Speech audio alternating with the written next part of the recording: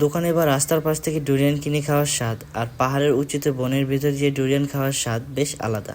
এই স্বাদের পার্থক্য আমি আপনাদের সামনে তুলে ধরবো লাস্ট 1 মিনিটে।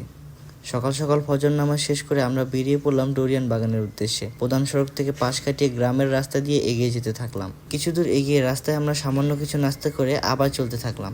পাহাড়ের আঁকাবাঁকা উঁচু নিচু রাস্তা বেয়ে আমরা চলে যাচ্ছিলাম বনের আরও ভিতর দিকে। বেশ কিছুক্ষণ চলার পর আমরা পাহাড়ের সৌন্দর্য উপভোগ করার জন্য আমাদের গাড়ি থামাই। দেখলাম পাশেই এক বয়স্ক ব্যক্তিকে ডোরিয়ান বিক্রি করতে। আমরা তার কাছ থেকে কিছু ডোরিয়ান খেয়ে আবার গাড়িতে চড়ে বসলাম আমাদের মূল গন্তব্যের উদ্দেশ্যে। তারপর অবশেষে আমরা পৌঁছালাম আমাদের কাঙ্ক্ষিত গন্তব্যে।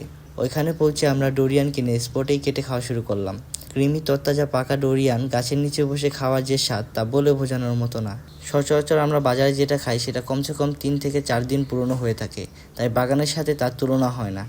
আর এই স্বাদ বাজারে পাওয়া একই জাতের ডোরিয়ানের সাথে যদি তুলনা করে সহজ ভাষায় বলি তাহলে বলবো, নিজের গাছের পাকা ফল আর বাজার থেকে কিনে খাওয়া ফলের স্বাদের ভিতর যে পার্থক্য থাকে ঠিক তেমনই। আপনি যদি চান ডোরিয়ান বাগানের এই সম্পূর্ণ ভিডিওটি দেখতে তাহলে আপনি আমার ইউটিউব চ্যানেল ভিজিট করতে পারেন, লিঙ্ক কমেন্টে দেওয়া থাকবে।